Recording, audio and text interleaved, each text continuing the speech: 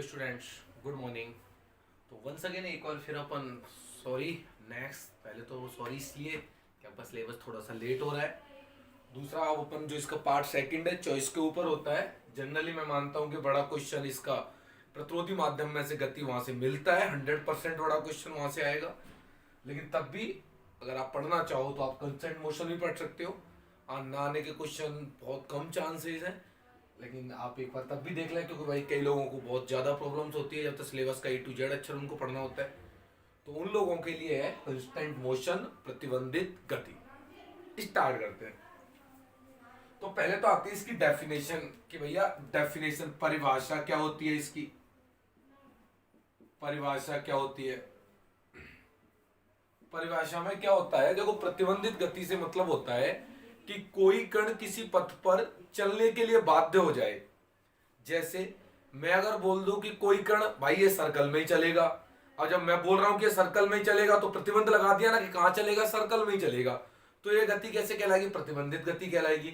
या मैं ऐसे बोल दूं कि ये भाई जो वक्र है वो साइक्लॉइड में चलेगा, और जब मैं बोल रहा हूं साइक्लॉइड में चलेगा, इसका मतलब प्रतिबंध लगा दिया, कंस्टेंट कर दिया कि भाई ये जो पार्टिकल है वो हमेशा किस में चलेगा, एक सर्कल में चलेगा या किसी पथ पर चलेगा।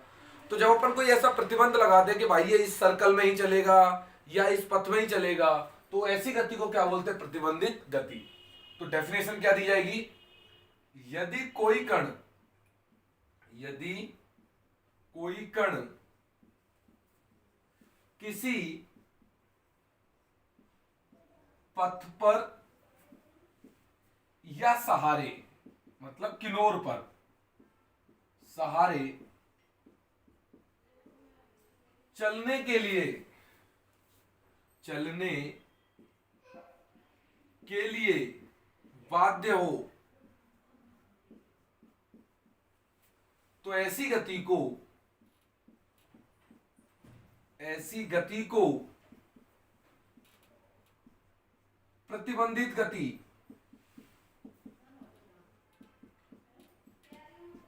इंग्लिश में बोलते हैं कंस्ट्रेंट मोशन।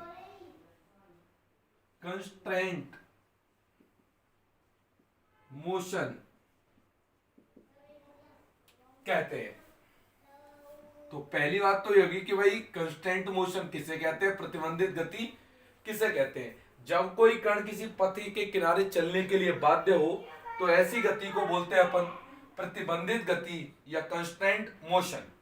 ये डेफिनेशन है इसकी, किसकी? कंस्टेंट मोशन की।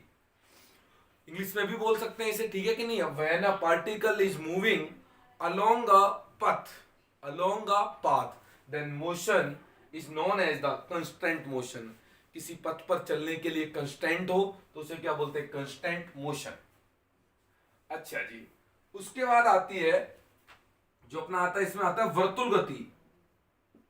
वर्तुल गति इंग्लिश में बोलते हैं इसे सर्कुलर मोशन।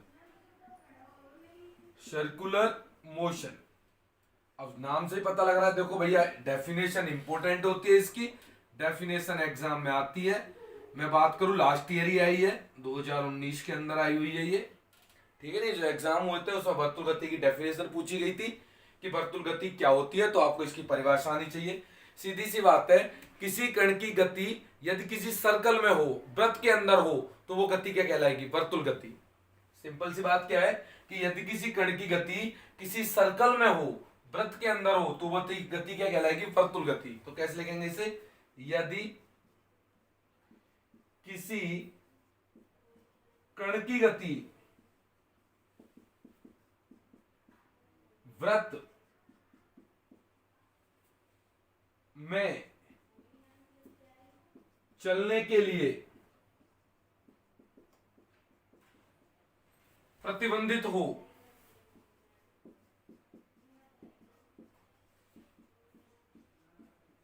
या किसी वृत्त में चले, तो ऐसी गति को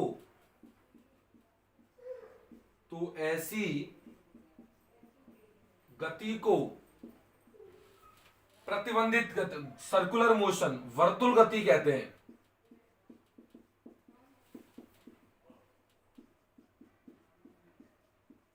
वर्तुल गति कहते हैं।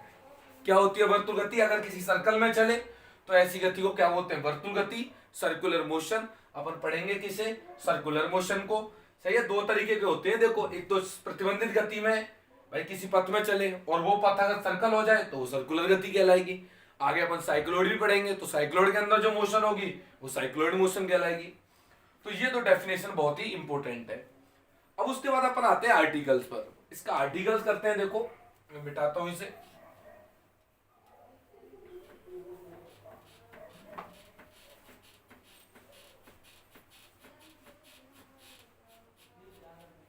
आप इसका देखना आर्टिकल भाई। आर्टिकल, आर्टिकल नंबर 1 आ जाता है एग्जाम में। क्या आर्टिकल है? जब किसी कण को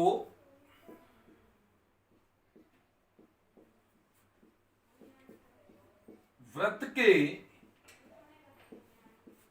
निम्नतम बिंदु से स्मॉल यू वेग से प्रक्षेपित किया जाए,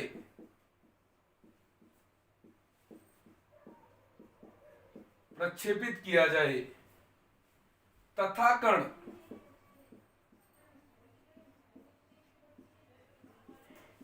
वृत्त में चले,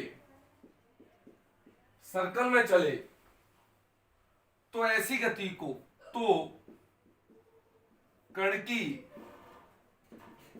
गति की विवेचना करो,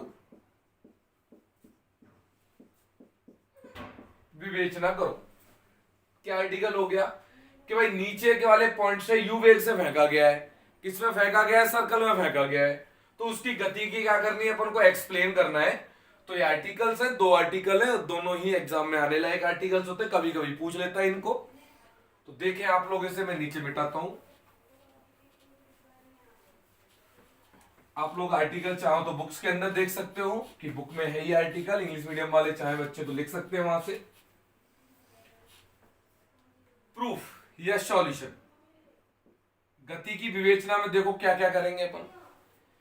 किसी कण को, पहले तो देखो ये सर्कल हो गया, ये क्या हो गया? इसका सर्कल हो गया। सुंदर बात है भाई, ये सर्कल हो गया, डैश द सर्कल। ठीक है भाई, ये इसका सेंटर हो गया, इसे ओ पॉइंट ले लिया सर्कल को।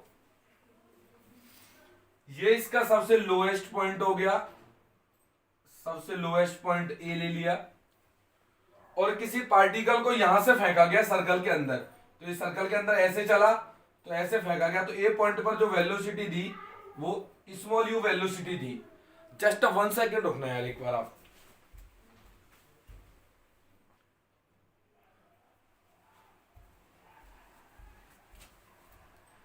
यस प्लीज स्टूडेंट, देखो तो एक बार आप भाई, नीचे के पॉइंट से फेंका गया, यू वेग से फेंका गया, तो किसी कोई सर्कल है और यू वेग से ऐसे फेंका, यहां से यू दिया और बाकी में चलता चलता पार्टिकल चल रहा है, और चलता चलता मान लीजिए किसी समय टी पर कहा गया, वो पी पॉइंट पर आ गया, और जो ये चाप कवर कर गया उसने स्मॉल एस चाप को कवर कर लिया। ये जो चाप कवर किया वो कितना हो गया? स्मॉल एस हो गया।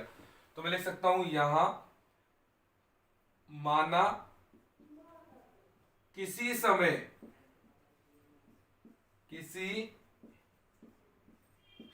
टी पर कण पी बिंदु पर है, जहां आपने लिख दिया जो एपी चाप है वो कितना आपके पास? स्मॉल एस है। खत्म कर। यहां पर पहुंचा तो यहां पर अंदर अंदर चल रहा है इसके, और तो इस पॉइंट पर कण का भार mg क्या होगा? वो नीचे की ओर होगा, डैश द कण का भार mg नीचे की ओर होगा। और मैंने मान लिया जब इस पॉइंट पर पहुंचा तो इस तरीके से जो एंगल कवर कर गया वो यहां तक,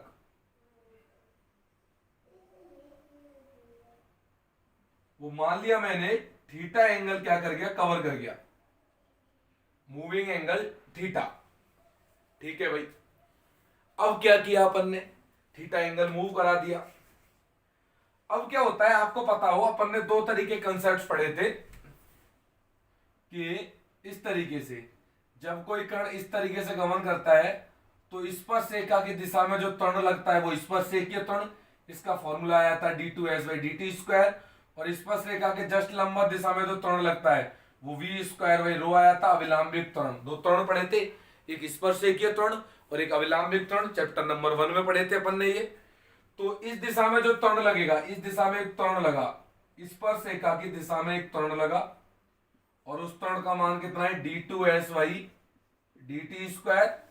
और इस स्पर्श रेखा के जस्ट लंबवत दिशा मतलब इस दिशा के अंदर, इस दिशा में एक जो त्वरण काम हुआ वो कितना हुआ v²/ρ। ये त्वरण इसके अंदर काम कर गया, एक तो स्पर्श रेखा की दिशा में और एक स्पर्श रेखा की लंबवत दिशा में जो वर्क किया वो क्या कर गया v²/ρ। अच्छा जी, अब मैंने ज्योमेट्री दिखाने के लिए मैंने इसको आगे बढ़ा दिया, थोड़ा सा आगे बढ़ा लिया। अब ये एंगल थीटा है तो ये एंगल भी कितना होगा, थीटा एंगल होगा। This angle is also theta. थोड़ा सा आगे बढ़ाया इसे, इसको सीधा खींचा गया, देखो आप, दिस एंगल थीटा तो this angle is also theta. अच्छा, जब आपको पता है एक प्रतिक्रिया होती है, रिएक्शन होती है, जैसे फॉर एग्जांपल ये मेरे पास बुक है, अगर मैं इसके ऊपर ये मैंने एक वेट लगा रखा है इसके ऊपर, तो ये तो वेट लगेगा, कण का भार mg लगेगा, वो तो लगेगा नीचे की ओर, ठीक है कि नहीं। इसका जो कण है, ये ढक्कन है, इसका भार mg लगेगा नीचे की ओर, और जो इसकी प्रतिक्रिया होगी r, वो हमेशा क्या लगेगी, ऊपर की ओर लगेगी। प्रतिक्रिया r कहां लगेगी, ऊपर की ओर लगेगी। तो तल के लंबवत हमेशा क्या लगती है, प्रतिक्रिया लगती है r। देखो अब ये तल ही रहा, क्योंकि इस पे ही भाई पार्टिकल मूव कर रहा है, ऐसे ऐसे मूव कर रहा है, तो इस तल में, इस तल के परपेंडिकुलर एक रिएक्शन लगेगी r, तो एक रिएक्शन भी इस डायरेक्शन में लगेगी कैपिटल R, जो तल की प्रतिक्रिया कण की, क्योंकि कण भाई ऐसे ऐसे चल रहा है, ये इसका तल बनेगा और इसके जस्ट परपेंडिकुलर एक रिएक्शन लगेगी कैपिटल R। ठीक है भाई, ऐसा कैपिटल R हो गया मेरे पास, बहुत बढ़िया बात है भाई, कैपिटल R हो गया। अब अपन देखिएगा तो P बिंदु पर कण की गति की समीकरण, P बिंदु पर कण की गति की समीकरण कैसे लिखोगे आप इसे। तो देखो पहला रूल क्या होता है, इस डायरेक्शन में देखो, स्पर्श रेखा की दिशा में क्या चाहिए भाई, m d2s/dt², इतना तो त्वरण चाहिए आपको पता है, m इतना तो चाहिए, m d2s² भाई, ये तो चाहिए। देंगे कौन, जो मौजूद है, मौजूद कौन है, एक तो mg मौजूद है और एक कौन मौजूद है, r मौजूद है। तो mg का अब मुझे घटक चाहिए इस डायरेक्शन में, लेकिन इस डायरेक्शन में घटक ना निकाल करके मैं इस डायरेक्शन में घटक निकाल लूंगा, इसके विपरीत दिशा में। अब विपरीत दिशा में कैसे निकालूंगा वो देखो, ये एंगल थीटा है, इन दोनों के बीच में ये आपको पता है, ये एंगल आपको पता है थीटा है, इसको थोड़ा और से ऐसे कर देता हूं मैं, दिस एंगल इज थीटा, ये थीटा, इसके बीच आपको पता है स्पर्श रेखा और इसके बीच में जो त्रिज्या है, इसके बीच में 90 डिग्री का कोण होता है, तो ये कोण 90 डिग्री हो गया, तो ये थीटा, तो ये कितना बच गया 90 माइनस थीटा, ये 90 डिग्री माइनस थीटा हो गया। तो mg का इस डायरेक्शन में घटक, तो मुझे कितना घटक होगा बोलो इस डायरेक्शन में, mg cos 90 minus theta, mg cos 90 minus theta, लेकिन मुझे इसमें ना चाह करके इसमें चाहिए घटक, तो उसके आगे क्या लगा दूंगा, माइनस लगा दूंगा। एक बार दोबारा सीखो, तो mg का इस डायरेक्शन में घटक कितना हो गया, mg cos 90 degree minus theta, तो इस डायरेक्शन में cos 90 माइनस थीटा, लेकिन मुझे इसमें नहीं चाहिए, इस डायरेक्शन में चाहिए, तो उसका माइनस लगा दूंगा, तो कितना हो जाएगा, माइनस में mg cos 90 degree minus theta. तो मुझे इस डायरेक्शन में क्या मिलेगा, mg cos 90 degree minus theta, चाहिए था तो इसमें, लेकिन इसमें मिला mg cos 90 माइनस थीटा, लेकिन उसका माइनस कर दिया तो मुझे इस डायरेक्शन में मिल गया। ठीक है भाई, और अब r का इस डायरेक्शन में घटक, r कितना कोण बना रखा है, देखो जरा 90 डिग्री कोण बना रखा है इसने r ने, ये कोण कितना होगा, स्पर्श रेखा का 90 डिग्री कोण होगा, तो r का इस दिशा में r cos 90 डिग्री। ठीक है भाई, थोड़ा सॉल्व कर लेते हैं इन्हें, तो m d2s/dt² cos 90 minus theta sine theta, तो माइनस में एम जी साइन थीटा, और कॉस 90 की वैल्यू 0 तो वो गायब। अब क्या हो जाएगा, एम से एम क्रॉस हो जाएगा, और आपके पास जो बचने वाला है, यहां से देखो क्या बचने वाला है, एक इक्वेशन क्या आ रही है आपके पास,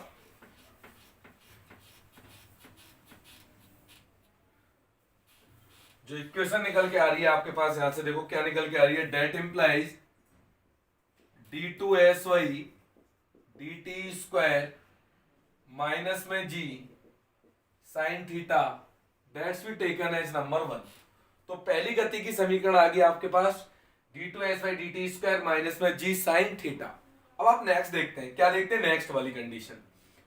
अब देखिए एंड सेकंड कंडीशन, इस दिशा में त्वरण कितना लग रहा है, वी स्क्वायर बाई रो, ये तो त्वरण है, एम से गुणा कर दूंगा तो फोर्स आ जाएगा, M V square by rho, ये फोर्स आ गया। त्वरण को एम से, जैसे एम डी टू एस पे डी टी स्क्वायर किया था, क्योंकि वहां त्वरण था डी टू एस पे डी टी स्क्वायर, यहां त्वरण का है वी स्क्वायर बाई रो, ये त्वरण है किससे गुणा कर दिया, एम से। अच्छा इतना चाहिए, देगा कौन, एक आर है एक एम जी है, लेकिन इस डायरेक्शन में चाहिए, तो आर का इसी डायरेक्शन में घटक चाहिए, कितना हो गया, आर कॉज 0 डिग्री, खत्म कहानी भाई। ये कितना हो गया, आर कॉस 0 डिग्री, प्लस में एम जी का चाहिए। अब देखो चाहिए तो इस डायरेक्शन में, लेकिन मैं इसमें निकाल लूंगा आराम से, कितना निकाल लूंगा बोलो, एम जी कोस थीटा, तो इसमें निकल गया, लेकिन चाहिए इस डायरेक्शन में, क्योंकि त्वरण इधर लग रहा है, तो उसको क्या कर दूंगा मैं, माइनस कर दूंगा, तो माइनस में M g cos theta, simple सी बात है। तो आर का तो इसी डायरेक्शन में था, आर कॉस 0 डिग्री, लेकिन एम जी का इस डायरेक्शन में निकाला तो एम जी कॉस थीटा, लेकिन चाहिए क्या इस डायरेक्शन में, तो उसको माइनस कर दिया, खत्म कहानी। अगले स्टेप में थोड़ा सॉल्व कर दो इसे, तो M V square by rho is equal to cos 0 की वैल्यू 1, देन आर माइनस में M G cos theta that's be taken as number 2। क्लियर है ये बात भाई, बिल्कुल क्लियर बात है। अब मैं क्या कर दूंगा, बाकी सारे को मिटा दूंगा, और फिर अपन बाकी के कैलकुलेशन को क्या करेंगे, कंप्लीट करेंगे। ठीक है, तो आप लोग उतारे, मैं मिटाता हूं इसे।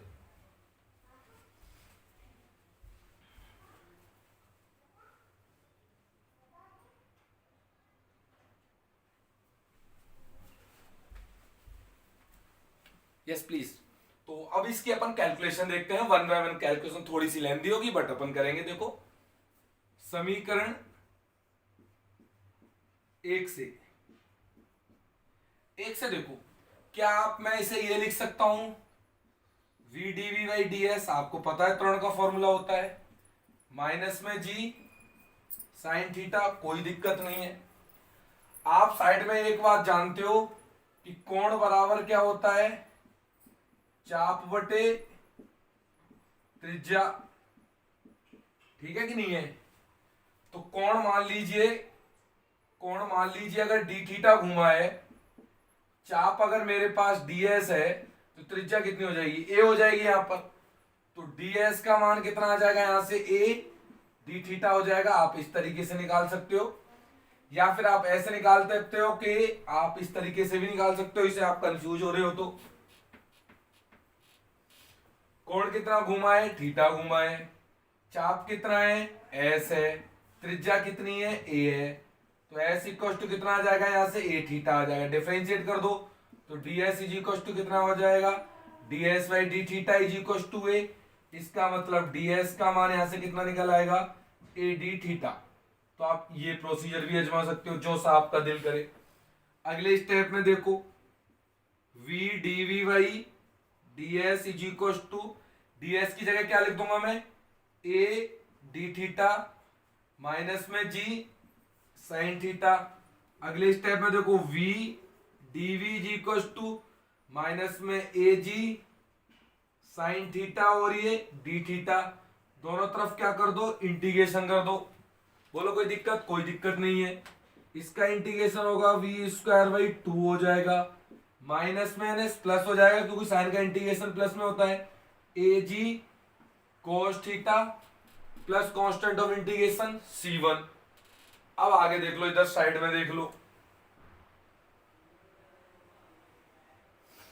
साइड में देखो, 2 को मैं इधर गुणा कर देता हूं, तो यहां से कितना आ जाएगा, v स्क्वायर बराबर 2 ए जी cos थीटा प्लस 2c1।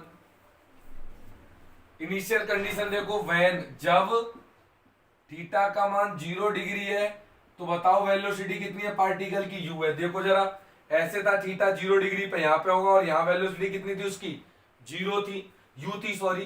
तो अगले स्टेप में यहाँ क्या आ जाएगा, u स्क्वायर cos 0 की वैल्यू 1, 2ag प्लस में कितना हो गया 2c1। तो यहां से 2c1 का मान कितना हो गया, u स्क्वायर माइनस 2ag। इसको नंबर दे दीजिएगा अपनी तरफ से 3 नंबर। तब देखिएगा समीकरण तीन से क्या हो जाएगा, v square is equal to 2ag cos theta plus में u स्क्वायर माइनस में 2ag। 2c1 का मान रख दिया। जो फाइनल रिजल्ट निकल के आया, v स्क्वायर बराबर u square minus 2ag plus में 2ag cos थीटा। ये एक महत्वपूर्ण रिजल्ट आ गया। ये रिजल्ट अपन याद भी रखेंगे। जैसे जैसे थीटा आप देते चले जाओगे अपन को वेलोसिटी का मान मिलता चला जाएगा। इंपॉर्टेंट रिजल्ट है एंड फैक्ट है। तो इसको अपन नंबर दे देंगे 3। थोड़ी कैलकुलेशन थी जो अपन ने कंप्लीट कर ली। 3 दे रखा है, then we give the number 4। अब बढ़ते हैं भाई आगे। अब आप ये काम आप देखिएगा समीकरण 2 से। अब समीकरण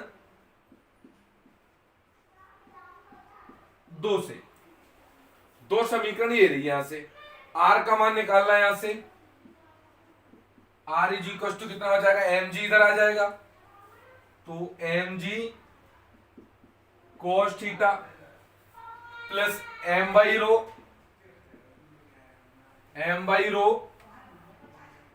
v स्क्वायर।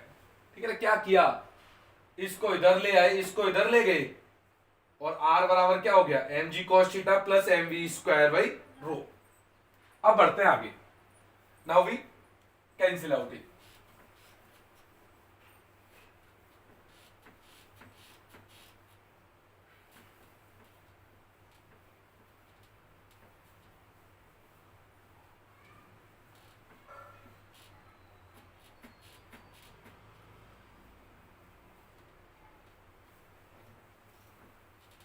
नेक्स्टली लुक, तो यहां से देखिएगा आगे की calculation. r is equal to mg cos theta m। देखो रो वृत्त के लिए आपको पता है वक्रता त्रिज्या किसके बराबर होती है, वृत्त की त्रिज्या के बराबर। तो रो का मान आ गया a और v स्क्वायर का मान रख दीजिएगा। v स्क्वायर का मान 4 में निकाला है आपने, u square minus 2ag plus 2ag cos theta. अगले स्टेप में देखो कितना हो जाएगा, that implies r is equal to, एक काम किया m बाई ए कॉमन ले लिया, तो m कॉमन ले लिया, a कॉमन ले लिया, जो बच रहा है उसकी कैलकुलेशन करते हैं। ये a इधर गुणा हो जाएगा ag cos थीटा, इधर क्या बचेगा u square minus 2ag plus 2ag cos theta. क्या किया, m बाई ए इधर से कॉमन खींच लिया। अब आप गुणा करोगे तो a से a कट जाएगा, mg cos थीटा और m बाई ए ये पूरा रिटर्न आ जाएगा। तो फाइनल जो रिजल्ट मिल रहा है, आर रिएक्शन जो मिल रही है, प्रतिक्रिया जो मिल रही है तल की, वो m by A U square minus 2ag और 2 और 1 3 हो जाएगा, ये 3ag cos theta. That's we taken as number 5। क्या नंबर मान लिया आपने, ये 5 नंबर। That's we taken as number 5।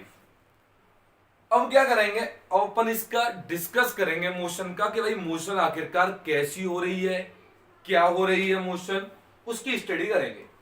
लेकिन उससे पहले एक आध केस देख लेते हैं। अब भाई जैसे पार्टिकल नीचे से चल रहा है, तो हो सकता है होगा भाई क्या, चलते चलते उसकी वेलोसिटी 0 हो जाए।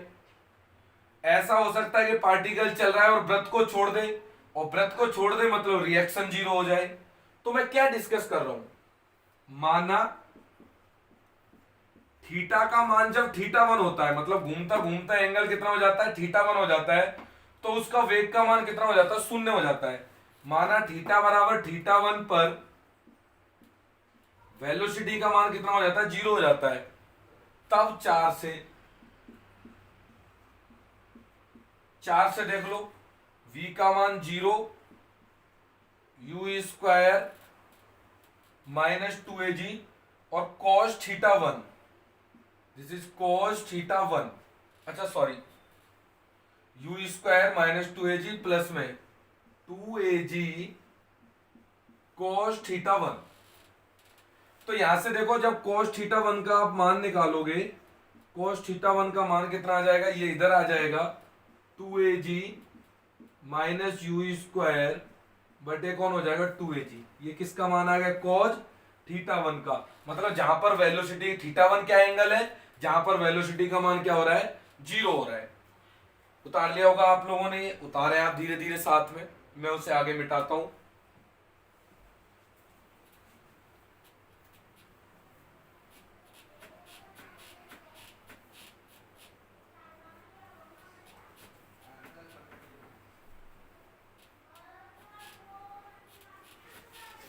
तो that is the cos theta one equal to 2ag minus U square upon में 2ag।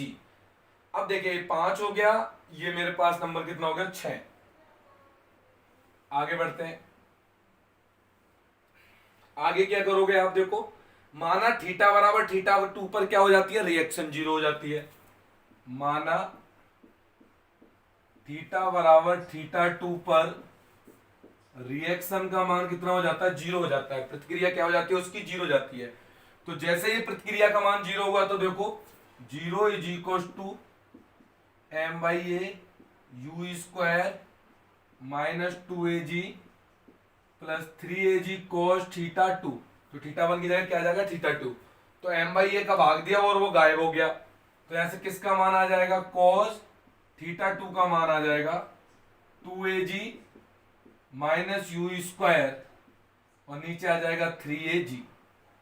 तो थीटा टू कौन सा एंगल है, जहां रिएक्शन 0 होती है। थीटा वन कौन सा एंगल है, थीटा वन कौन सा एंगल है, जहां पर वेलोसिटी 0 होती है।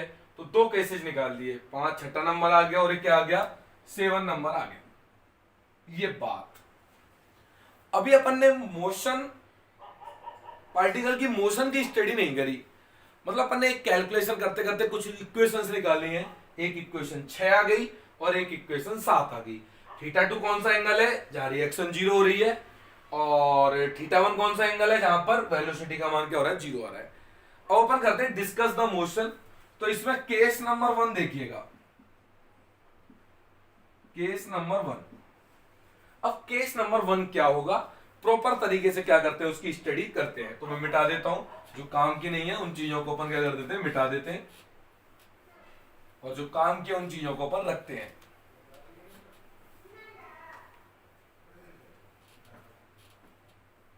Just 1 second.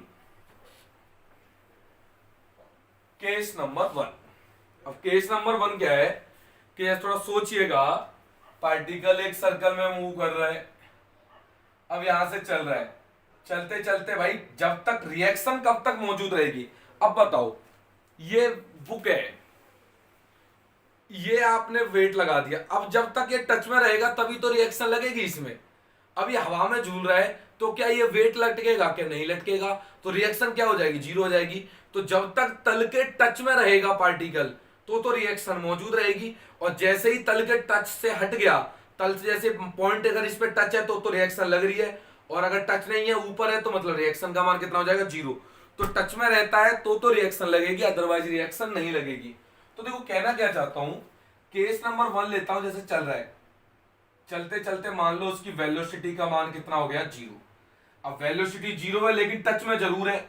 अब टच में है तो रिएक्शन का मान 0 नहीं है, वेलोसिटी का मान क्या हो जाए, 0।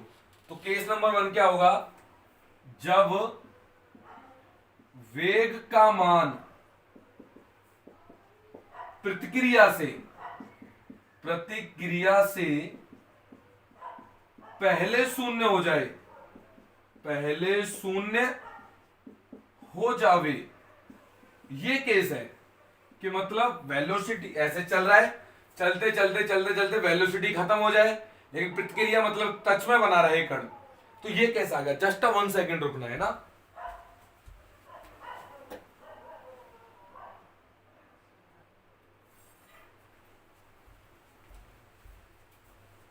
Yes please.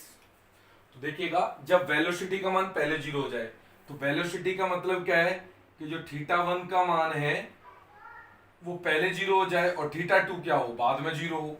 तो कहने का मतलब यह है कि θ1 का मान छोटा हो किससे, θ2 से। सीधा सा कंसेप्ट कि θ1 का मान किससे छोटा हो, θ2 से। मतलब पार्टिकल चल रहा है, चलते चलते वेग पहले 0 हो जाए, वेग क्या हो जाए, पहले 0 हो जाए। रिएक्शन 0 ना हो वो बाद की बात है, लेकिन पहली बात है वेग 0 हो जाए, मतलब θ1 का मान छोटा हो जाए θ2 से। और आपको पता है कॉज डिक्रीजिंग फंक्शन होता है, कॉज का डिक्रीजिंग फंक्शन में एक कंसेप्ट होता है कि जैसे कि अगर मान लीजिए कि x1 छोटा है x2 से, लेकिन अगर फंक्शन अगर डिक्रीज कर रहा है तो साइन ऑफ इनक्वालिटी क्या हो जाती है, बदल जाती है। ये रियल एनालिसिस का कंसेप्ट है जो आपको सीखना चाहिए कि अगर फंक्शन डिक्रीज कर रहा है तो इनक्वालिटी पर कोई फर्क नहीं पड़ता, लेकिन अगर डिक्रीज कर रहा है तो चेंज हो जाती है। और अगर मान लो साइन एक्स लगा दो, साइन इंक्रीज कर रहा है फंक्शन, इंक्रीजिंग में नो चेंज। अगर x1 x2 से छोटा है तो fx1 छोटा होगा fx2 से। और अगर डिक्रीजिंग की बात करी जाए कि x1 छोटा है x2 से, तो fx1 का मान बड़ा हो जाएगा fx2 से। तो इंक्रीजिंग में नो चेंज, बट डिक्रीजिंग में चेंज। तो cos थीटा जो होता है आपके पास डिक्रीजिंग फंक्शन होता है, और डिक्रीजिंग फंक्शन में साइन ऑफ इनक्वालिटी बदल जाती है। तो मैं अगर इसके दोनों ओर cos लगाऊंगा, तो जैसे ही मैंने cos लगाया तो साइन ऑफ इनक्वालिटी बदल जाएगी। तो ये कितना हो जाएगा, cos थीटा 2 हो जाएगा। थोड़ा सा ध्यान देने योग्य बात, उल्ट साइन क्यों बदला, साइन इस कारण बदला क्योंकि cos क्या है, डिक्रीजिंग फंक्शन है। cos क्या है बेटा, डिक्रीजिंग फंक्शन है। अब अपन आगे बढ़ते हैं, देखो मैं मिटाता हूं इसे।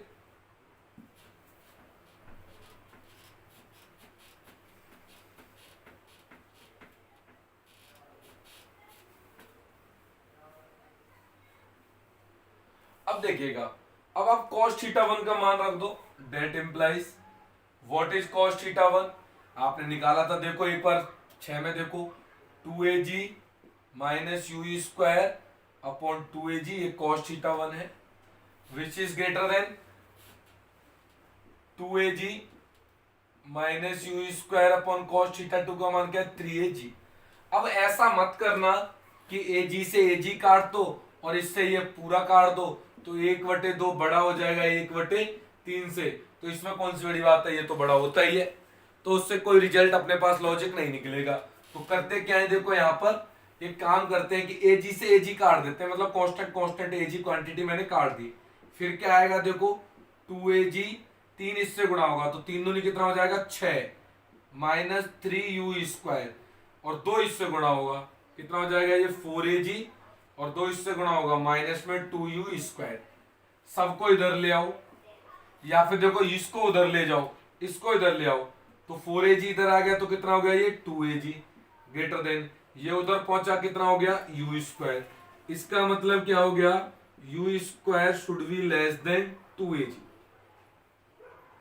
पहला कंसेप्ट कि u square less than 2ag।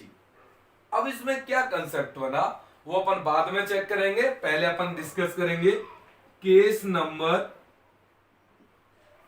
Second, कि जब दोनों एक साथ शून्य हो, मतलब जब वेग शून्य हो और उसी टाइम कौन शून्य हो जाए आपके पास, वेग शून्य होने के साथ साथ कौन शून्य हो जाए, रिएक्शन दोनों एक साथ शून्य हो। जब वेग तथा प्रतिक्रिया एक साथ शून्य हो, दोनों एक साथ शून्य हो, इसका मीनिंग क्या है कि θ1 किसके बराबर आ जाए, θ2 के। इसका मतलब cos θ1 किसके बराबर आ जाए, cos θ2 के बराबर आ जाए। अब cos θ1 का मान रख दो, cos θ2 का मान रख दो, देखो आगे की कैलकुलेशन, आगे की कैलकुलेशन देखें आप लोग।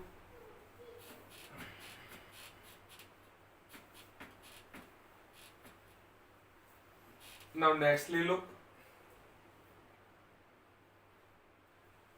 अच्छा, cos थीटा 1 का मान कितना है? 2AG minus U square upon 2AG is equal to 2AG minus U square 3AG, तो AG से AG गायब हो जाएगा, 3 दूनी 6AG माइनस 3U स्क्वायर, ये 4AG और ये 2U स्क्वायर। इसका मतलब यू स्क्वायर बराबर क्या आ गया? 2AG। जब दोनों एक साथ शून्य होते हैं तो यू स्क्वायर का मान किसके बराबर होता है? 2AG के बराबर होता है। Case number third, case number third case में जब प्रतिक्रिया वेग से पहले शून्य हो जावे,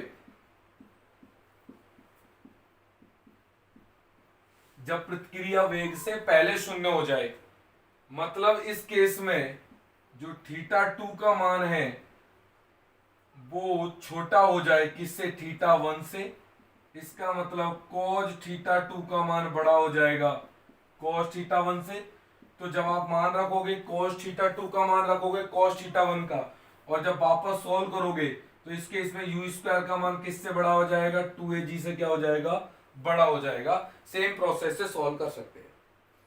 तो क्या सोचे, समझे क्या क्या? समझे ये कि वेग पहले 0 हो तो you square less than 2AG होगा, दोनों एक साथ हो तो यू स्क्वायर बराबर होगा 2AG का, और अगर प्रतिक्रिया पहले शून्य हो जाए तो यू स्क्वायर क्या मिलेगा? ग्रेटर देन 2AG होना चाहिए। ये कंसेप्ट आ गए भाई। अब इसका एक्सप्लेन द मोशन, व्याख्या क्या होगी इसकी, एक्सप्लेन क्या होगा वो अपन देखते हैं। मिटा दूं इसे, बिल्कुल मिटा देता हूं, देखें आप लोग आगे इसे। एक्सप्लेन द मोशन,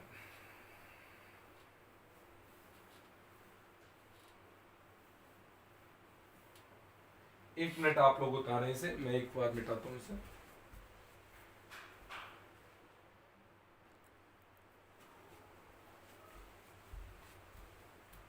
हाँ जी भाई, तो केस नंबर 1 की बात कर लेते हैं। क्या कर लेते हैं, एक बार थोड़ा देखिएगा। cos थीटा 1 का जो मान था पहले केस में वो 2AG minus U square upon नीचे था 2AG, और cos थीटा 2 का जो मान निकाला था आपने वो 2AG minus U square upon में 3AG। अब केस नंबर 1 में क्या मिला था वो आप अगर गौर से देखें, यू स्क्वायर की वैल्यू मिली थी लेस देन मिली थी 2AG से, मतलब 2AG बड़ा था। 2AG क्या था? बड़ा था। तो जब 2AG बड़ा था तो 2AG में से जब यू स्क्वायर घटाओगे तो बड़े में से जब छोटा घटाओगे तो पॉजिटिव चीज मिलेगी, मतलब ये पूरी क्वांटिटी क्या होने वाली है? पॉजिटिव। इसका मतलब आप कह सकते हो कि cos थीटा 1 का मान क्या मिलेगा? पॉजिटिव। पहली कहानी भाई, cos थीटा 1 पॉजिटिव मिलने का क्या सीन है? देखो एक बार, पॉजिटिव मतलब होता है कि जो थीटा 1 का मान है वो 0 डिग्री से तो बड़ा होगा और लेस देन किससे होगा? 90 डिग्री से। किसी को प्रॉब्लम? पॉजिटिव फर्स्ट क्वाड्रेंट में होता है। किस में होता है ये? फर्स्ट क्वाड्रेंट में होता है। फर्स्ट क्वाड्रेंट में पॉजिटिव मिल रहा है। पॉजिटिव मिलने का मतलब क्या? थीटा 1 का मान 0 से 90 डिग्री के बीच में रहेगा। अच्छा जी, 0 से 90 डिग्री के बीच में रहेगा। दोबारा सोचो ना, कॉज पॉजिटिव कहां होता है? कॉज का मान पॉजिटिव कहां होता है? कॉज का मान पॉजिटिव होता है फर्स्ट क्वाड्रेंट में। फर्स्ट क्वाड्रेंट से मतलब क्या है? ये मतलब है भाई कि जो ये थीटा का मान परिवर्तन हो रहा था तो यहां पर 0 डिग्री था, और चलते चलते चलते चलते ज्यादा से ज्यादा क्या हो सकता है? 90 डिग्री हो सकता है, क्योंकि 90 डिग्री के बाद तो कौन सा क्वाड्रेंट आ जाता है? सेकंड क्वाड्रेंट आ जाता है। तो कहने का मतलब क्या हो गया कि इस केस में पार्टिकल हमेशा यहां तक नहीं जाएगा, यहां से हमेशा नीचे नीचे रहेगा। क्या रहेगा? पार्टिकल, क्योंकि एंगल किस क्या हो सकता है? 90 डिग्री से छोटा रहेगा, क्योंकि पॉजिटिव फर्स्ट क्वाड्रेंट में होता है। तो थीटा का मान 0 से लेकर 90 डिग्री के बीच में रहेगा। तो जब 0 से लेकर 90 डिग्री के बीच में रहेगा जीरो का मान, थीटा का मान 0 से लेकर के 90 डिग्री, तो पार्टिकल यहीं पे रहेगा बस। दोबारा सीखो कि जब सब यू स्क्वायर का मान 2AG से छोटा है तो cos थीटा वन हमेशा पॉजिटिव आ रहा है, और cos थीटा वन पॉजिटिव आने का मतलब ये थीटा वन पॉजिटिव होना, तो थीटा वन का मान 0 से लेकर के 90 डिग्री के बीच में रहेगा, तो पार्टिकल कहीं यहां कहीं रहेगा, पार्टिकल यहां कहीं रहेगा। इसका क्या मतलब है, पार्टिकल का जो क्षैतिज व्यास होगा, ये ऊर्ध्वाधर व्यास है, क्षैतिज व्यास, इसके नीचे गति करेगा। होगा क्या, देखो ऐसे होगा, पार्टिकल चला, वेग है, चलता रहा चलता रहा चलता रहा, चलते चलते मान लो जाकर के यहां पर आके उसका वेग क्या हो गया, 0 हो गया, क्योंकि ऊपर तो वेग जान 90 डिग्री से तो नीचे ही रहेगा, यहां पर आके वेग क्या हो गया, इसका 0 हो गया, तो 0 हो गया तो ये एंगल कितना मिल गया, थीटा वन मिल गया। अब वेग 0 हो गया लेकिन प्रतिक्रिया तो मौजूद है, अब वेग 0 हो गया, पार्टिकल ऊपर जा नहीं सकता क्योंकि वेग ही नहीं है उसमें, और जब लेकिन अपने वजन के कारण वो नीचे की ओर आएगा, नीचे की ओर आएगा, आते आते आते, अब देखो बताओ, जो सबसे लोएस्ट पॉइंट होगा उस पर, क्योंकि भाई वेग है, और जब यहां पर जब आएगा तो यहां पर उसका वेग शून्य नहीं होगा, और वेग शून्य नहीं होगा तो पार्टिकल यहां रुकेगा नहीं और विपरीत दिशा में गति करेगा, और जब थीटा वन का मान माइनस थीटा वन हो जाएगा, तो जब माइनस थीटा वन रखोगे तो भी वेलोसिटी क्या हो जाएगी, 0 हो जाएगी, वेलोसिटी क्या हो जाएगी उसकी, 0 हो जाएगी, क्योंकि अपन ने थीटा वन पर वेलोसिटी क्या मिली, theta one minus theta one रख दो तो भी वेलोसिटी क्या हो जाएगी, 0, तो 0 हो जाएगी फिर से। लेकिन पार्टिकल में वेग खत्म हो गया तो ऊपर तो जाएगा नहीं, फिर नीचे आएगा, यहां जाएगा, यहां पर फिर वेग होगा तो इधर जाएगा, इधर फिर वेलोसिटी 0 हो जाएगी, और ऐसे उसकी गति होती रहेगी। तो केस नंबर 1 का एक्सप्लेन क्या हो गया कि कण की गति हमेशा क्या होगी, क्षैतिज व्यास के नीचे होगी, और हमेशा एक दोलनी गति होगी। कैसी गति होगी, दोलनी गति होगी। केस नंबर सेकंड केस में क्या था कि यू स्क्वायर का मान किसके बराबर था, 2AG के बराबर था। यू स्क्वायर का मान किसके बराबर था, 2AG, तो 2AG में से 2AG गया, 0 हो गया, cos 0 आ गया, cos 0, cos थीटा वन क्या हो जाएगा, यहां से 0 हो जाएगा, और 0 का मतलब होता है थीटा वन कितना हो जाएगा, 90 डिग्री।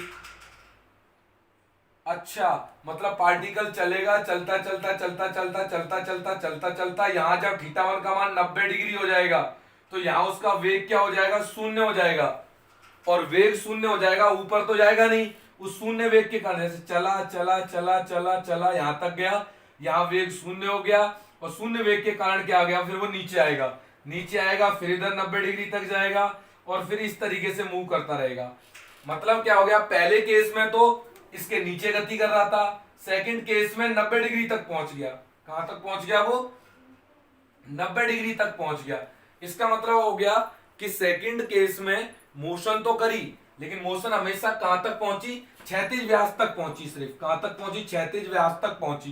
दोबारा सुनो, स्टार्ट यहां से कर रहा था, चलता गया चलता गया चलता गया चलता गया, यहां पहुंच गया, कैसे पता लगा, थीटा वन का मान 90 डिग्री हो गया, यहां पर वेग खत्म हो गया, और जब वेग खत्म हो गया तो वेग है ही नहीं है तो ऊपर तो जाएगा नहीं, तो फिर नीचे आएगा, नीचे आते आते आते आते फिर इधर वापस आ जाएगा, और इस तरीके से गति क्या होगी, दोलनी।